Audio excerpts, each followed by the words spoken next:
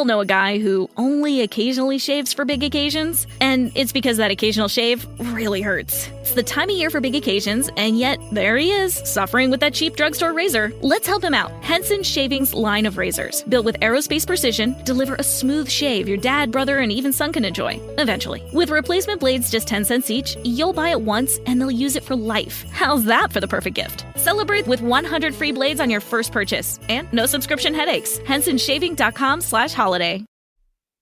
First on film and entertainment. And hey, listen, Gregory King and Peter Krause, I'm not very entertained this week. You can ask me why. Okay, why? Hang on, there was this dead silence. What's this dead silence? When I give you prompts, like you're actors, you've got to sort of fulfill your roles. Thank you, Gregory, for asking me. Very kind of you. Gee, unprovoked and so forth. Because there's no football, Greg. I'm so sad. I mean, yes, there is. Sorry, I should be, because people are going to ring in and abuse me. There's AFLW. I'm extremely happy about. As you said, Alex, there's no football. Gee, that's controversial. No, I mean, I'd like AFLW to be played as curtain raisers so that basically those people who enjoy football can see both sides of the coin. I mean, why not? Why don't we have AFLW matches before AFL matches? Can you explain that for me? No. Thank you. Really? No. Well, maybe that we've now got a new person, a 33-year-old who's highly regarded, whose surname is Keane, in charge of all these football operations. Maybe she can make this happen, because I'm a bit concerned. There was some conversation the other day that the AFLW would be as popular as the Matildas. I think there's a long way to go, Greg. Do you not? Given what we've just seen? I think there's a long way to go. I think the AFL has rushed into putting 18 teams up. They sort of slowly build up the few teams they had first, get it to a standard where it excites the crowds and people will turn up and be happy to pay to turn up, rather than what they have at the moment, which is short quarters, low scores in some cases, and mainly only family and friends turn up. Although on Friday night, the reigning premiers did a good job, 10 goals against Collingwood, who kicked 4. So, yeah, I mean, okay, it's not the scores that you get in AFL. The other thing is that they did build it up because it took a while for teams like Essendon to be in the competition. You're saying it could have taken longer. The only issue for me... Yeah, the only issue for me, quite frankly, is the standard that is slowly increasing, but it's going to take a long time to get to the level. I mean, I really enjoy watching women's cricket. I also really I love watching the Matildas. So and tennis as well. Women's tennis is fantastic, and female swimmers. I mean, boy, our swimming team, the girls just dominate. It's fantastic. And the girls dominate through the Barbie movie, one of the top 20 movies of all time. So, there's every reason to believe that it can be built up. I just want the standards to continue to increase, and the sooner that happens, the better. And I think that's going to draw crowds. Do you not? I think, Alex, that the success of the Matildas will draw more girls towards playing soccer than it will to AFL. Yeah, I agree. And I mean, there's a threat there, quite frankly, to AFL or AFLW. So yeah, pull your fingers out, and it's great. The competition between sports is healthy, in my opinion. So that's one thing. The second thing is that your team, in spite of the odds against it, St Kilda, has made the finals. Now, that is very exciting, Greg. Are you, how optimistic are you? Because nobody really expects you to go more than, let's say, perhaps one win in the finals. Well, that's likely to happen now that we've got a home final, but it's not played in our home ground. So we'll hit AFL. Oh, well, look, hang on, wait a second. When I say nobody, of course, St Kilda supporters, and there may be a few others, you're saying to me that everything's fair about the draw and where games are played. I mean, come on. This is just another example of the lack of integrity in the competition.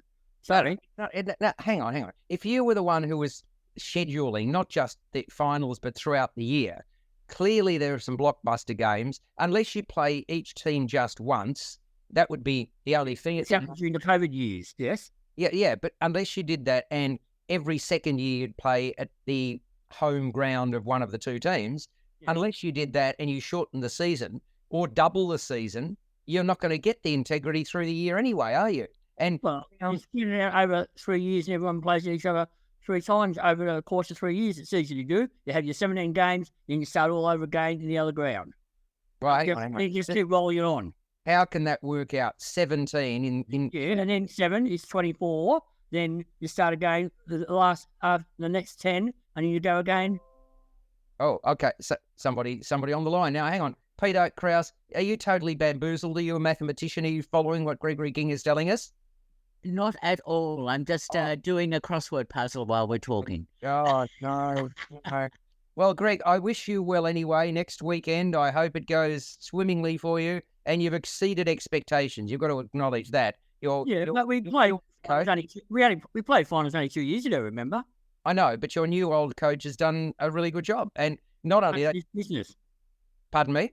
He calls it unfinished business. Unfinished business, but hang on. GW. He took us to grand finals when he was last coaching, but we never won one, so he calls it unfinished business. Fair enough. But, I mean, he's not the only one. Bear in mind the GWS coach has done a marvellous job as well.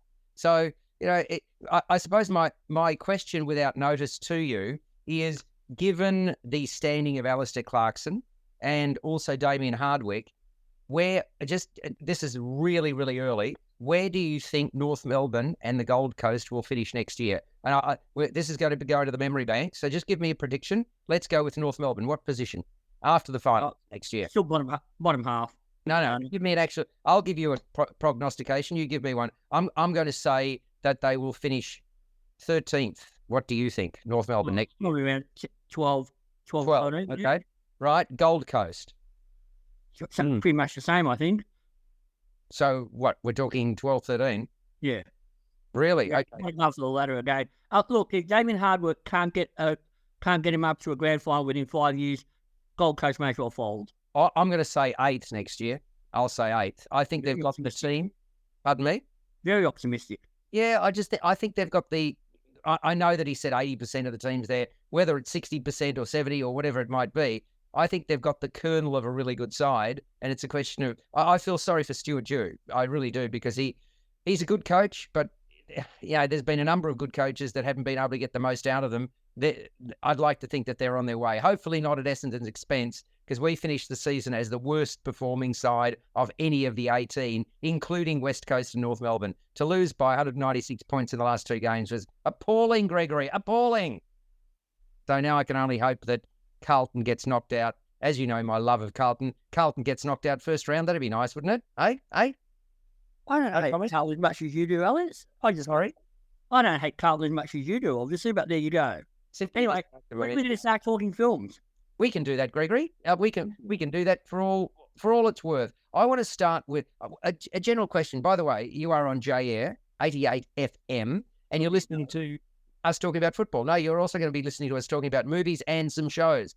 Wanted to ask both of you, start with you, Peter, in terms of violence in society, translating to violence on screen, translating to violent video games, to bad behaviour in the retail environment, in schools, at home. It's been a discussion over many years. You then get movies like The Equalizer 3, which we're about to discuss, and many others, Liam Neeson, revenge thrillers and movies like that, where we've got really fine actors. Equalizer 3, Denzel Washington. Liam Neeson, obviously, we just mentioned, and Bruce Willis in the past, and many, many other action heroes who are kicking butt. They're stabbing, they're shooting, they're pulverizing, they're doing all of these things, and it's being marketed as entertainment. And I enjoy, the good guys getting their own back, etc., etc. But I seriously wonder whether it translates in the brain if you constantly see this sort of stuff. And the level of violence, especially in The Equalizer 3, is immense. Your thoughts? Well, for me, I don't think there's a causal relationship. There's no definitive study that shows a relationship between viewing violence and committing violence. There's certainly suggestions of it, Peter. There's certainly suggestions. Now, it goes. Think all the way back to Clockwork Orange, which, for example, was supposedly created all of this mayhem and violence amongst young people, which was not the case. And violence has been in movies since the turn of the century with the westerns and shootings and so on. So, no, I don't think there is any causal relationship at all. So you don't want any sanitisation, like we've obviously got equalisation or trying to be equal with regards to various races, various sexes, etc. So is this not just one step further down that road, kicking the can? No, I don't think so. I think filmmakers are entitled to do what they think is best for their film. And if there is violence in some members of the audience, etc., it's because it's already been there in the first place, and the film has not triggered it. What's illegitimate? And I asked that question, and I'm deliberately being provocative here, of course, but I asked that question because is there anything verboten? So I'm thinking about Salo, for example, which had graphic violence and also pedophilia. So, and that was banned for many, many years in Australia. Is anything bannable, for want of a better word? Is there anything that's off limits? Well, I would say no, apart from maybe those snuff movies that were popular in the 70s amongst some people and depicted actual violence on people. But I think most people know that film is a creation. That's interesting. But it can also act as a trigger, Greg King, and I just worry. I do worry if you're already unstable, you go in, your mates are cajoling you to have a bit of fun with something, and it sets you off. Are you not concerned? I agree with Peter on this thing. There's violence in the movies for a long time. I know nowadays it's a lot more depicted with, blood and guts and body parts and everything. But violence has always been part of the cinema. I don't think it actually triggers people. As Peter said, the concept probably must have been there in the back of mind sometimes. But I don't think there's any reason to ban the violence from the cinemas or anything like that. Only a couple of other films have been banned in Australia. Ken Park, I know of. Mm-hmm. And Base Mire, remember that the altercation about that one when the Lumiere was showing it and the federal police confiscated and that. Well, and banned it. Piss Christ was an artwork that was very controversial as well. Yeah. So look, controversy and I suppose art forms do go together. I wonder. Unfortunately, Jackie Hamilton couldn't be with us today, but maybe it's a conversation we'll have with her next time that she's on, because I know that she's not somebody who likes unbridled violence, and yet she's got some thoughts that she's given us, which I'll share later on the Equalizer 3. So let's talk a little bit about it. The Camorra is in the sights of this mysterious former government operative called Robert McCall, and he's the character played by Denzel Washington. And the Equalizer 3, by the way, is 109 minutes, and it's rated MA. It's violent and it's action-filled. And it's the third and final film, obviously, in a trilogy, when I say that. Good thing, you can watch this one in isolation, make sense of it, even if you haven't seen the others, which is great. Antoine Fuqua is the one who's directing it. He's worked on 5 Denzel Washington movies. I think there's another director who's worked with Denzel 5 times as well, and I can't recall his name. Does any of you do? There are 2 directors who worked with Denzel 5 times. Anyway, the Antoine Fuqua. Tony Scott. Thank you. Very good indeed. First 2 Equalizer movies came out in 2014 and 2018, and writing all of them, Richard Wenk, right? So you've got Richard Wenk and Antoine Fuqua who have come together again. Now, let's go to the plot. You've got Robert McCall, a man whose life has really been defined by violence, but he wants to put all of that behind him after finishing one really nasty job in Sicily. He leaves behind quite a mess. There's bodies lying everywhere inside this great mansion, and yet there's not a mark on his body. But upon exiting, he's badly wounded from an unexpected source. Despite that, he drives away, and he then collapses while driving. And he's effectively saved by the quick actions of a police chief called Giorgio Bonucci. And Bonucci immediately transports him to well-regarded and diplomatic Dr. Enzo Ariccio, who knows not to ask too many questions. Recovery, because this is where he's heading to, is this small picturesque seaside town on the Amalfi Coast, which McCall quickly takes a shine to. Only it turns out to be anything but peaceful. There's a mafia shootout, and a mafia offshoot is strong-arming the locals, including a fishmonger and the chief of police, who I've already referenced. And as this violence escalates, try as he does, McCall can't help himself and therefore becomes this one-man vigilante force. Same time, he puts in an anonymous call to a young CIA analyst called Emma Collins, played by Dakota Fanning. And he tells her of this major drug importation ring. And it isn't long before the CIA is in full operational mode and Emma is receiving further guidance from McCall. So that's the Equalizer 3. And Denzel Washington is a very, very fine actor in these sorts of movies. No question. He's his usual polished, poised, professional self. And he oozes menace, but he also oozes charm.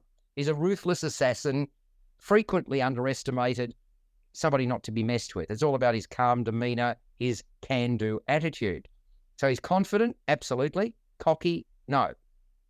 Most noteworthy is his piercing glare that signals that he's watching and waiting to strike.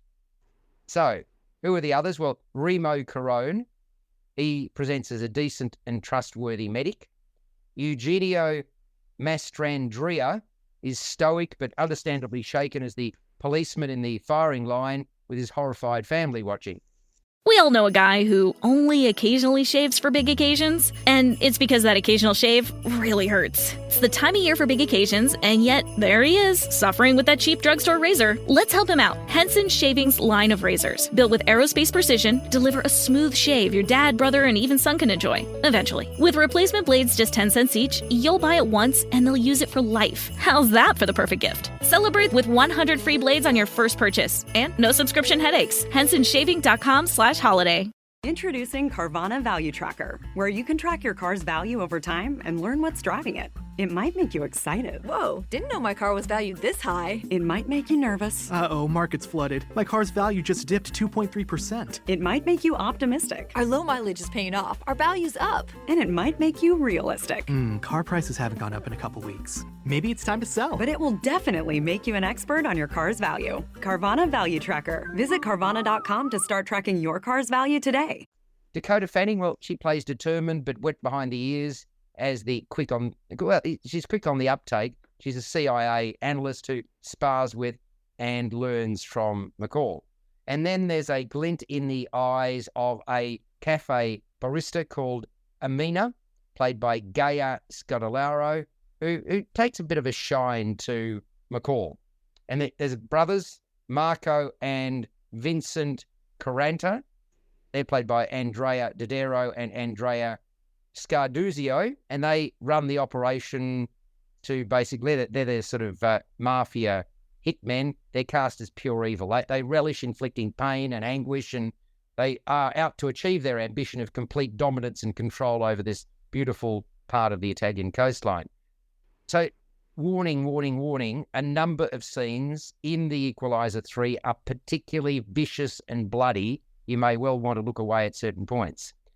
In contrast, wow, landscape, cinematography thereof. Robert Richardson is the cinematographer.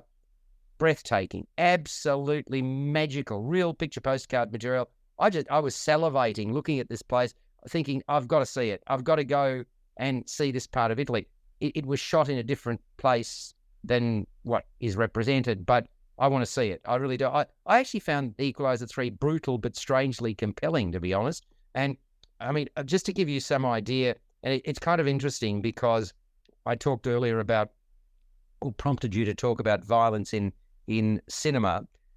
This is Jackie's view, and as I say, Jackie normally doesn't like wanton violence, in my opinion, based on the conversations I've had with her, but she can speak for herself next time. But this is what she says about the Equalizer 3. Denzel Washington saves one of the most beautiful places in the world. My guilty pleasure.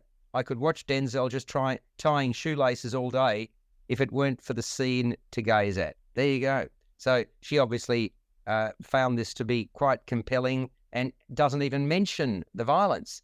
What about you mentioning violence, Greg? Your thoughts about the Equalizer 3? Oh, look, I enjoyed his actual point there. I agree he's fairly violent there. And it's a different take on the character of Robert McCall's Edward Woodward's portrayal in the 80s TV series there. Here he's much more open to using violence there. This is a fifth collaboration between the director Antoine Fuqua and Washington. And I think Antoine Fuqua knows how to bring out sort of Denzel Washington's mean streak in him. He often plays a good guy, but this director seems to bring out the nasty in him as well there. But Denzel Washington brings a sort of formidable combination of menace, world weariness, and even charm to his role here. And I like those occasional touches of OCD, which add a quirky touch to the character as well. I agree that the location is fantastic looking there, but this story of someone standing up for the oppressed people in the town, it goes back to the 50s and all that, with films like Bad Day at Black Rock and even Billy Jack in the 70s, I think. But the script is quite good by Robert Wenck, who's done the other two in the Equalizer series as well. And Antoine Fuqua is good at staging lean, mean, and very violent action pieces. I quite enjoyed this film, Alex. I thought it was quite well done. And Annie, I almost didn't recognise her here. She's grown up a lot. I agree with you, Greg. I looked at her and I recognised her generally, and I thinking, who is she? And it was only when the credits rolled that I thought, oh yes, she's the one. There we go. So she's great. She's grown up our very own. She worked with Washington in 2004's thriller Man on Fire as well. She did indeed, and I did note that. But she a different time frame in her life, one could say. So you quite enjoyed it. What about you, Peter? Look, I didn't mind this film. It's sort of, as Greg has already mentioned, part of these revenge vigilante type films which go back a number of years. I mean, I remember the Charles Bronson Death Wish films, etc. And of course, this film, Equalizer, corresponds to some extent with the John Wick series of films, where the slow burn, revenge, vigilante style murder and mayhem approach is so important as part of the plot. It's so interesting to note how you have this beautiful scenery contrasted against the violence that is part of the film, which is staged in a very careful and almost artistic sort of way. I thought, my goodness, they are really looking at violence in an incredible way. Look, the whole mafia story, though, I found was a bit tired and a bit obvious. But nevertheless, it's a film of interest because it wraps up the three films that are the Equalizer series, especially in the way it concludes. Because if people remember the first Equalizer film, the way this one concludes harks back to that first film without going into any more detail than that. But you can see it in isolation, and you're not going to lose a great deal. You can make sense of it. Yes, you can, except maybe for the final scene, which some audiences, if they haven't seen the first film, may scratch their heads saying, now how does that fit into this mafia story? But nevertheless, it's not a bad film. It's well shot. It's Denzel Washington is very good as the slow burn vigilante, and look, it works reasonably well as a revenge film, but I just became a little tired of it by the end because we've seen this sort of plot structure before. Yeah, but it could be. You could argue it's for people who are stalwarts, or you could say it's a new generation, couldn't you? I mean, you go back in terms of violent movies, as we've said, generations. So Denzel Washington is better than most in this sort of role, is he not? Oh, look, he's very good. He does it very well, very controlled, very carefully acted sort of performance. And look, I agree. It's a subgenre that appeals to some people. I just get a little bit tired of it. Fair enough. Well, look, let's get some sentiments. I'll start with a score out of 10 for The Equalizer, 3 from Jackie Hamilton in absentia. Was it absentia? No, absentia with a T. There we go. 7.5 out of 10 from her. I'm giving it a 7 out of 10. Greg? 7 out of 10. I quite enjoyed it too. So you'll be the low ball here, Peter. There you go. I'm telling you this in advance. What are you going to give it? Look, I gave it 5 out of 10. Oh, my. Peter, hang on. You've just proceeded to say you didn't mind it, and you're giving it a bare pass. That's right. It's like hitting it over the head with a lettuce leaf. What? What are you doing? No, folks, just, if you're into this sort of thing, it's definitely you're saying it's a decidedly average revenge plot. Is that what you're telling me? Is that what you're trying to tell all of us? Decidedly average? That's what I'm saying. With the mafia plot and the tiredness of the story structure, made me give it a 5, which is still a pass for me. That's pretty good. Before you go on, Alex, you know how I said this is a different take on the character to Edward Woodward TV series? Yeah.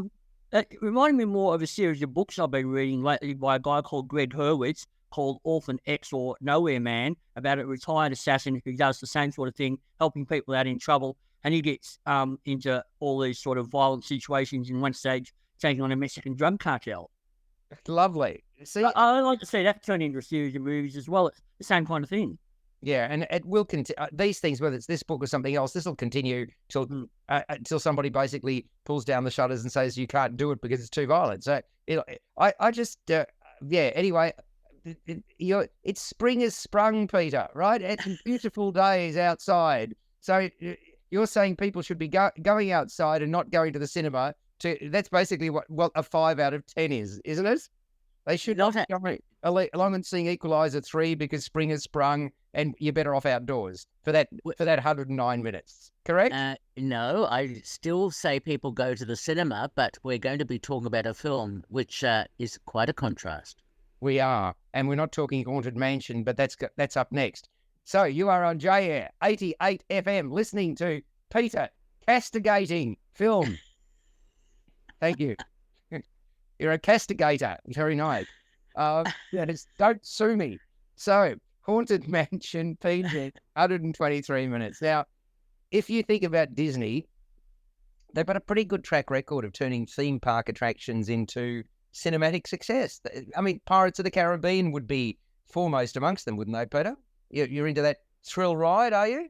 Oh, absolutely.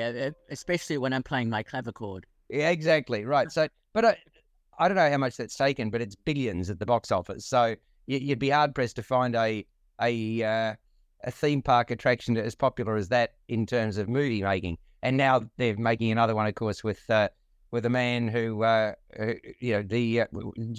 Jack Sparrow. So anyway, you've got that. Pirates of the Caribbean, yeah. And then Jungle Cruise as well is the other one that comes to mind in terms of a theme park attraction. Anything else? Tomorrowland. Was Tomorrowland a movie? I can't remember it. Yeah, with George Clooney. Yep. Yes, it was. Very good indeed. Okay, and now comes Haunted Mansion. So you got Pirates of the Caribbean, Jungle Cruise, Tomorrowland, Haunted Mansion. Any others before we move on? No? Nothing you can think of? All right. Here we have a widowed doctor from New York, whose name is Gabby, yeah, and Rosario Dawson plays her, and her 9-year-old son Travis, right? So who has trouble making friends, and basically they move to New Orleans, not New York. The word "new" got me. So okay, they moved to New Orleans, and it's where Gabby's mother once actually had a home.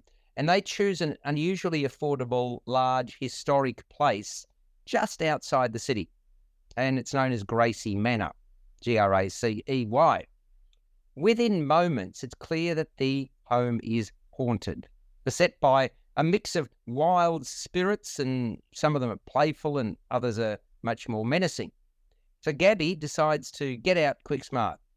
But she and her son soon realise that because they've actually set foot in the home, the apparitions just won't let them go. So they have to find a way to exorcise the demons, exorcise them, or at the very least learn to live with them. Enter an unpriestly priest called Father Kent, played by Owen Wilson, who enlists the help of various so-called experts to try to rid Gracie Manor of unwanted guests. So Ben Lakeith Stanfield is a former astrophysicist grieving the death of his wife, that Ben now leads ghost tours of the city, right, of New Orleans. Bruce Davis, played by Danny DeVito, is a university professor with a rather unfortunately bad ticker, who's proficient in the haunted history of the city. Harriet Tiffany Haddish is an opportunistic French Quarter medium. Great part of the world. Have you been to the French Quarter, Greg? Yep. Great part of the Very world. colourful, very lively area. Great for jazz. Wonderful. The whole of New Orleans is great for jazz. Anyway, they have got their work cut out for them. I'm talking about all of these people that I've introduced. The father, the astrophysicist, the university professor, and the medium. It's been written by Katie Dippold with direction from Justin Simeon, and Haunted Mansion is quite the wild ride that combines humour with horror and heart. So all the H's there.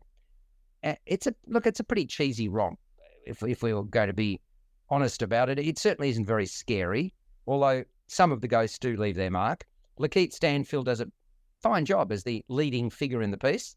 Ben's life is well and truly derailed since his beloved wife passed away, and this call for help gives him a chance to reconnect with the world, which he's really disconnected from, and he basically is living a hobo existence.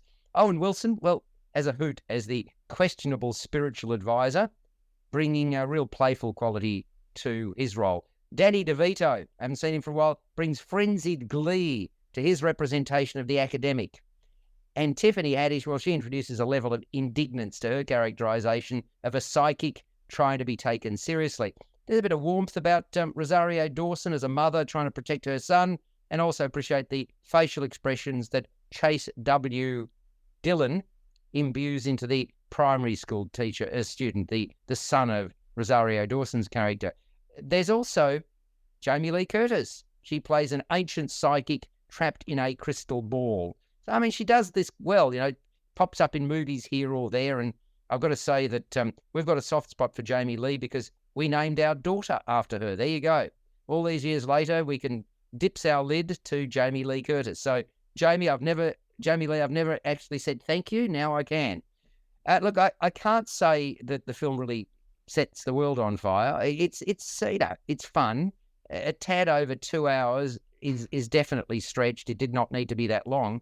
But look, it's worth considering for a younger audience. That it's clearly aimed at a younger audience, and a few laughs here and there, even for the more older audience. But I thought it was, in Peter's terms, average. But my average is a bit better than your average, Peter. So what about your thoughts about Haunted Mansion? Look, I didn't mind Haunted Hang Mansion. on. A 5? Is it a 5, Peter? Do we go the other way around here? I didn't mind it. Here we go. The lettuce leaf is out again. We're halving the lettuce leaf. Right, yes. I didn't mind it. Well, can you put it in alternate terms? Is there any other sort of negativity that you can throw on this movie that you can pour cold water on before you even say anything further? We all know a guy who only occasionally shaves for big occasions, and it's because that occasional shave really hurts. It's the time of year for big occasions, and yet there he is, suffering with that cheap drugstore razor. Let's help him out. Henson Shaving's line of razors, built with aerospace precision, deliver a smooth shave your dad, brother, and even son can enjoy, eventually. With replacement blades just 10 cents each, you'll buy it once, and they'll use it for life. How's that for the perfect gift? Celebrate with 100 free blades on your first purchase, and no subscription headaches. HensonShaving.com/holiday.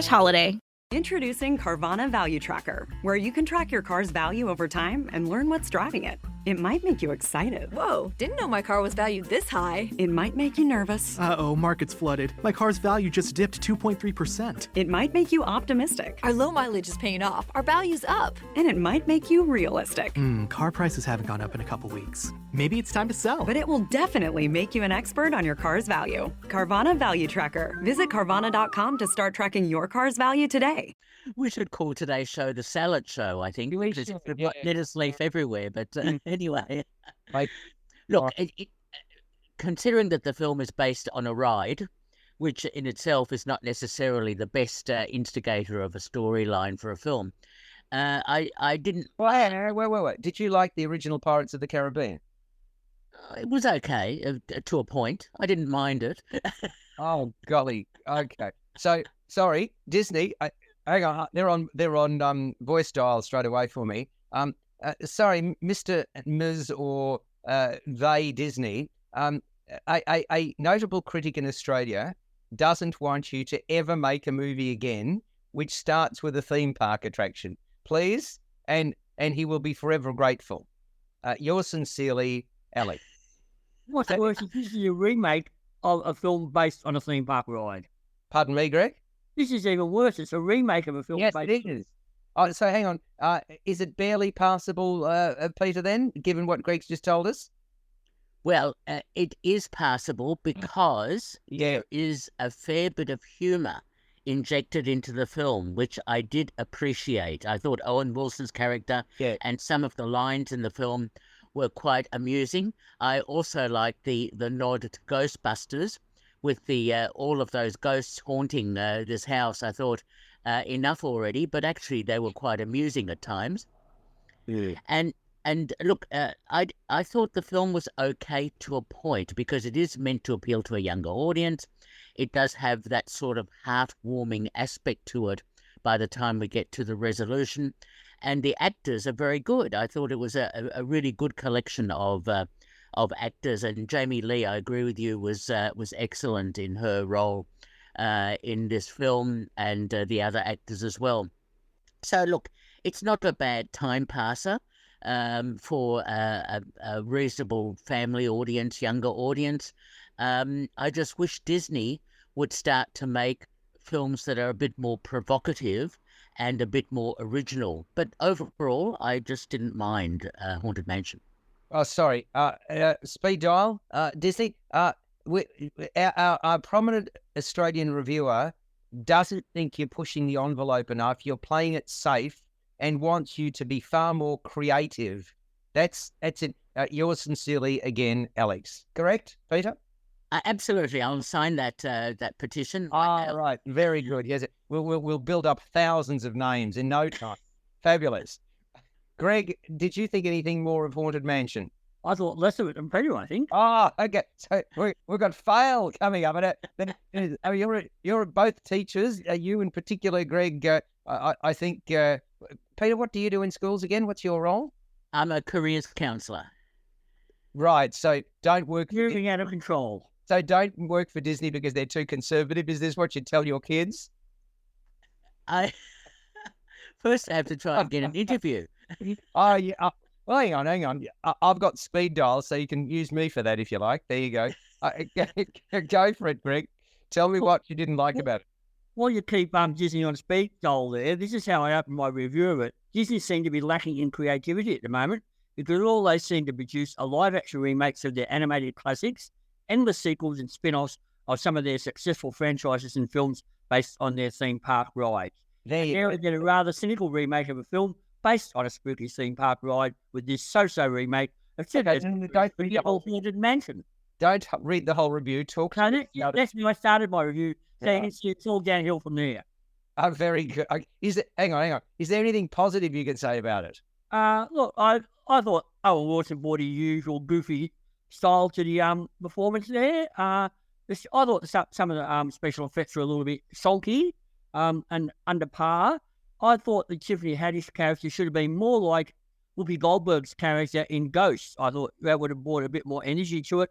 I thought the subplot in which Lakeith Stanfield's character tries to form a connection with Gabby's young son brought a bit of emotional heft to the material, but I thought this film was a bit of a misfire. I wasn't sure what audience to aim for because it's not horror enough for horror fans, and because it's a family-oriented film, they've toned down a lot of it there. But some of the stuff might be a bit too darker over the head for younger kids there. And as I said, it's a bit too long too. I thought it ran too long and ran out of puff long before the climax. And the special effects I thought were a little bit underwhelming. And Peter referenced Ghostbusters there. You can see why that sort of reference is there, because Katie Dippold wrote the female-centric version of Ghostbusters. Yeah, which was not the movie that Ghostbusters was it? No. I didn't like it much. Yeah, no, clearly not, unfortunately. So, okay, so well, I suppose we'll start with you then for a score for Haunted Mansion, PG rated 123 minutes. Are you passing it or failing it? Me, I'm going to give it 4 out of 10. Fail. F, red marks everywhere. There's going to be lots of people crying into their bickies. All right. Pardon me? Take that, Disney. Wow. Kapow. Hang on. We're going back to Batman days on the screen. What other invective do we put on the screen, Greg, apart from kapow? Wham. Bam. Socket. Very good. Okay. So we failed Batman. Nice. Peter, what would you like to? You're going to give it at least a 5, aren't you? Well, a bit of a surprise for me is that although I acknowledge a lot of what Greg said, I thought this was an okay sort of film, and I gave it 6 out of 10. It's not. Oh that my bad. golly! Will wonders never cease? So are you thawing? Are you gradually sort of get the fact that it's 3 a.m? No, it's very good indeed. So I'm giving it a 6 as well. There we go.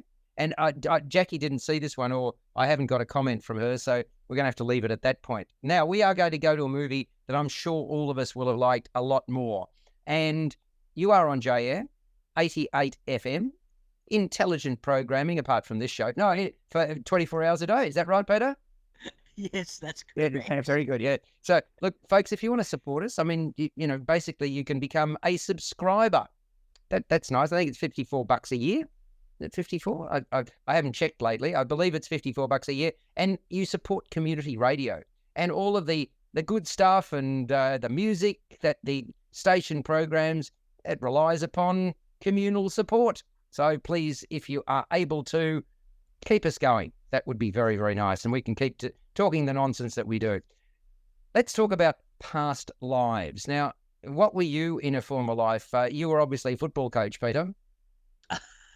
Absolutely. Or maybe I was just a wet salad. Yeah, maybe you were a wet salad. You could have been Caesar, or you could have been Bonaparte. Any of those historic characters? Do you think? Maybe somewhere. Well, mind you, you're influenced heavily by German cinema. So, who in Germany could you have been? What sort of hero in Germany? Who would you have liked to have been in past life? Goethe. Goethe. Ah, very good, because of the Institute.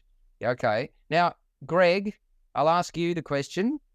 You've got various interests, like you're a very prolific reader. So, would you have liked to have been an author of some renown in a past life? Possibly could have been, yes, writing adventure stories like Charles Dickens or H.G. Wells or someone like that, or Jules Verne. What about the evocation that you get in Joseph Conrad, who writes stories about the ocean, which makes up 2/3 of the planet? I mean, he was a fiery writer as well. So yeah, Probably like seasick.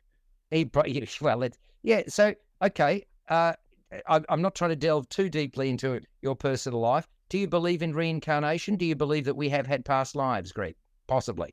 No. No, Peter? Not sure. The jury is out. I mean, the Buddhist philosophy is not a bad one. Oh, there we go. All right, Past Lives is M-rated, runs for 106 minutes, and they were high-achieving 12-year-old friends in their native South Korea. And then one left with her family for a new life in North America. Past Lives is the story of the ties between this pair, the two 12-year-olds, who are growing up in different parts of the world. Now, Nora, played by Moon Seong-ah as a child and Greta Lee as an adult, which is the English name that this young lady took, Nora, and Hae-sung, S-U-N-G, Hae-sung, Lim Sung-min as a child, and Teo Yu as an adult. They're the two characters, Nora and Hae-sung. And they forged a strong bond in South Korea. And who knows what could have been if they had remained there.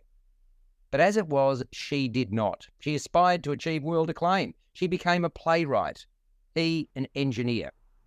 Neither forgot about each other, but they moved on with their lives. Hae-sung tried to find her. So the male tried to find the female. But that wasn't easy because she'd anglicised her name, as I mentioned. Then after 12 years had come and gone, he reached out to her through her father's Facebook page. And the father of Nora was still a filmmaker. Now, I've got to ask at this point, why did he wait for 12 years? But there you go, to go onto the Facebook page, or was there a eureka moment? Maybe one of you can answer that. Can you, any of you, as to why 12 years had gone by, or was that just a filmic plot? No. I think it was a plot, but it was also about the two of them wanting to lead separate lives as well. Yeah, I understand. So it was a device. Anyway, once they reconnected, they disconnected again for another 12 years. before meeting face to face. Another device, Peter? Indeed. Possibly. Possibly. All right. Also in the picture is another person of significance in Nora's life, and I'm very, very careful about not saying too much here. So Greg and Peter, be cognizant of that. I'm sure you are. That other person is Arthur, played by John Magaro. So Past Lives is this really sensitive and moving story of possibility, the essence of which is choosing one life means leaving behind another. Although, honestly, as a 12-year-old, if your parents are deciding to move, you're hardly likely to stay behind. So I'm not sure how much of a choice it was. But Celine Song's cinematic debut makes a really strong statement. It's reflective of her own life. I mean, one night a few years ago, she found herself sitting at a bar. This is not just a war story. She was sitting at a bar, sandwiched between a couple of men from different parts of her life. And playing both translator and middleman, she felt she was piercing through alternate dimensions. Both men loved her in different languages and cultures. So let's talk a little bit about her because, as I say, this is her first movie. She's a mainstay as a playwright in New York theatre. So look at the creation of the character that she's created here in Nora, who happens to be somebody who's a playwright, right? Close to real life, yeah? Why wouldn't you write about what you know about, especially if it's such a remarkable story? And so there you have it, the inspiration for her first screenplay, which I dare say won't be her last because this is already getting early Oscar buzz.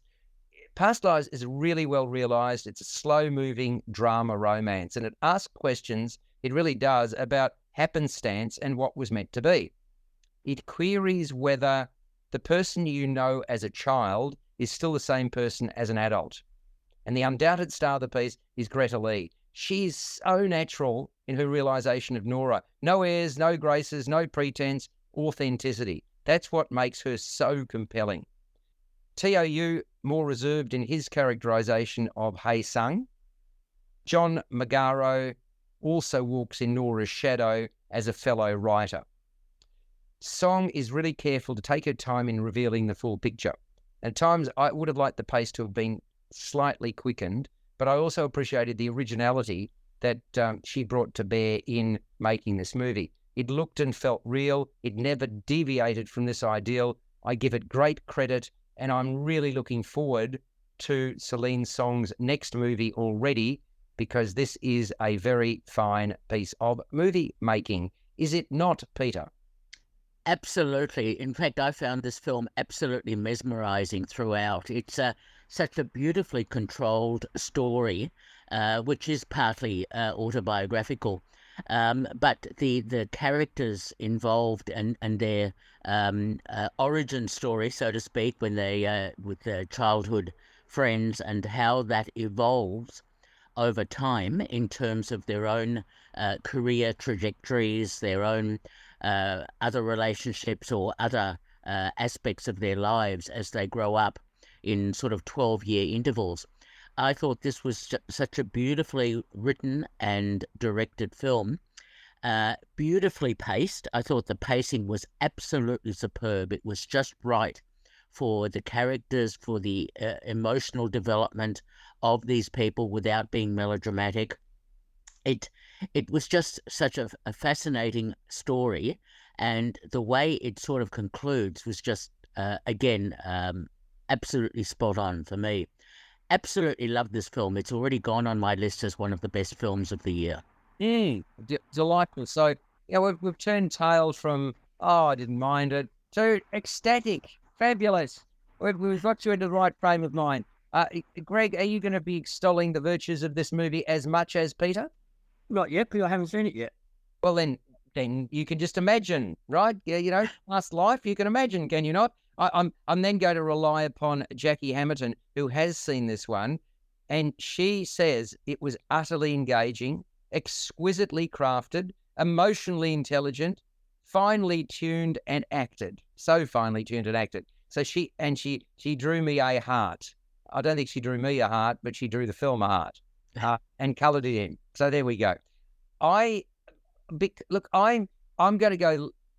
I'm not going to be as high in my praise as you are. I really liked it, but I'm going to give it a 7.5 to an 8 out of 10. This is Past Lives, and both Jackie and you, Peter, will be giving it much higher marks. So this is rated M, 106 minutes.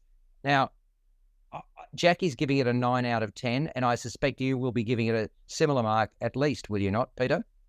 This, as I said, is one of the best films of the year, and it's one of my 10 out of 10 films. Wow. One of your 10 out of 10. I've had one 10 out of 10 film in, I think, about 20 years. You've had how many? It's like hot dinners for you, is it, Peter? And salad on top. And salad on top. Of course, with salad. That's what today's been all about. It is. No, I probably have about 3 or 4 10 out of 10 films each year. Have we had any of them this year? Have we had any? Did you Oppenheimer? I can't remember. No, you didn't give 10 to. I think I gave it a 9. Yeah, exactly. So you haven't had any 10 films this year yet. I have to review my list, and I know you have to review your reviews, do you? Very nice. I do, and I have to look at my list, and I know that there's a few films coming up which may well be at the top of the list as well. Well, tease us. Go on, give us one that you might think will get there for you. Apart from Martin Scorsese's new film looks absolutely fascinating in terms of the trailer, Killers of the Autumn Moon or whatever it's called. Ah, yes, it does. Excellent. All right. Well, that is it for film. I'm going to talk about Moulin Rouge, the musical. Quite the spectacle. Peter, have you? No, not. But you don't see anything like this, do you? What about you, Greg? Have you seen it in its previous iteration at the Regent Theatre? I haven't seen it at the Regent Theatre, no. And while you're talking about that, I got an email this week saying that Tina, the Queen's Own musical, is coming to Melbourne this year. Yeah, I got that as well, but it's late. It's much later in the year. We've got to wait about a year, don't we, before we see it? But it's great. It's terrific, and I know you enjoyed it. So I'm pleased you mentioned it. Look out for Tina Turner. It's a musical. Is it called Tina? I think without the Turner. I think. Anyway, I can verify that it's called Tina, the Tina Turner musical. Now, this one, Moulin Rouge the musical, it is electrifying. It's energy on steroids, and it really triumphs in you because it was here just over about a year ago, wasn't it? I think when I last saw it, I can't remember the exact time frame, but it's a rolled gold winner. It keeps on delivering. The staging, the costuming, and the lighting, the music, the sound, the choreography are magnificent, quite awe-inspiring, and the performers metaphorically lift the roof off one of the world's great theatres, the Regent. Now, you've been at the Regent, haven't you, Greg, in the past? Yeah, I have. It is, isn't it fabulous? I can't think of a theatre I enjoy going to more. And the space between seats is brilliant, isn't it? Mm-hmm. No? You don't remember? Yeah. Okay. Have you borrowed Peter's letter sleeve, have you? Yeah. I'm recycling. Yeah, very good. Okay. The chorus numbers in Moulin Rouge the musical just build. They build and they build. And time and again, the audience is whipped into this frenzy, right? The acclamation is instant. It's heartfelt. It's enduring as song after song. I mean, you got more than 70 songs from 160 songwriters representing over 160 years of music. The word wow comes to mind. They're mashed together in 2 hours and 15 minutes of prolific entertainment. And look, the impact of this is just extraordinary. The excitement is palpable, a showcase of hit after glorious hit. So you often get one line and then a line of a different song. It's amazing. Moulin Rouge, the musical, 10-time Tony Award-winning jukebox musical based on the 2001 Baz Luhrmann movie with added songs. Anyway, it concerns the problematic, tumultuous love affair between a young, penniless singer-songwriter and a showgirl. And it's set at the turn of the 20th century. There's an American called Christian, played by Des Flanagan, just arrived in Paris and heads straight for Montmartre. And he chances upon a couple of artistes, Toulouse-Lautrec, played by Bert LeBont, and Santiago, Ryan Gonzalez. They are part of the Bohemian movement. And they're looking to compose a new play with songs. But they're having real trouble with the lyrics. And that's where Christian helps them out. And in return, they encourage him to visit the Moulin Rouge Cabaret, birthplace of the modern can-can. They would like the impresario Harold Zeidler with a D, played by Simon Burke, to stage their show at the venue. Their ploy is for Christian to sweet-talk leading lady Satine, Alinta Chidzi, who is a former courtesan, into convincing Zeidler to do just that, to play their show. Only what they don't realise is that Zeidler is in serious debt and the club is on the cusp of closing. So to that end, Zeidler hopes to call upon wealthy but arrogant the Duke, James Briers, to bail them out, to bail the club out so that they continue to thrive or survive and then thrive. Zeidler too is using Satine as bait. Because the moment they see her, both Christian and the Duke are smitten. Only the Duke wants Satine all to himself, and he's used to getting his way or else. Da-da-da-da. There you go. That is the Moulin Rouge, the musical. Having said all of that, Alinta Chidzi dazzles in the lead, a torn at times forlorn figure who shines like a sparkling diamond, which is a line in the film, in the movie and also in the show. The moment she's lowered onto the stage, because she comes from above. Des Flanagan wears his heart on his sleeve. That's the only way to do it. Very, very good. It's really a bold, persistent and love-struck pursuer. James Briers is imposing and menacing. Simon Burke, all about affectations, brings swagger to the Moulin Rouge mover and shaker. And I was really taken by the nuances in character that Bert Labonte brought to Toulouse-Lautrec. He was a standout for me. Ryan Gonzalez, a showstopper, alongside no-nonsense performer Nini, Samantha Dodemaide, as the pair hit it out of the park at the start of Act 2. And the staging, set changes are prolific. They're seamless. Red and black predominate. Go the Mighty Dons. But really, it's a cavalcade of colour and movement. Costuming to die for. Choreography hypnotising, as good as you can get. I just urge you to see what is a really dynamic production. Leaves everything on the stage. Masterful. Playing at the Regent Theatre until the end of this year, end of 2023. That is Moulin Rouge, the musical, at Regent Theatre. And that's it for the day. Thank you, Peter. Thank you, Gregory. And for your sake, Greg, calm the Saints. Is that right? Mm-hmm. Mm-hmm. See you next week, folks. Be well. Catch you later. We all know a guy who only occasionally shaves for big occasions, and it's because that occasional shave really hurts. It's the time of year for big occasions, and yet there he is, suffering with that cheap drugstore razor. Let's help him out. Henson Shaving's line of razors, built with aerospace precision, deliver a smooth shave your dad, brother, and even son can enjoy, eventually. With replacement blades just 10 cents each, you'll buy it once, and they'll use it for life. How's that for the perfect gift? Celebrate with 100 free blades on your first purchase, and no subscription headaches. HensonShaving.com/holiday.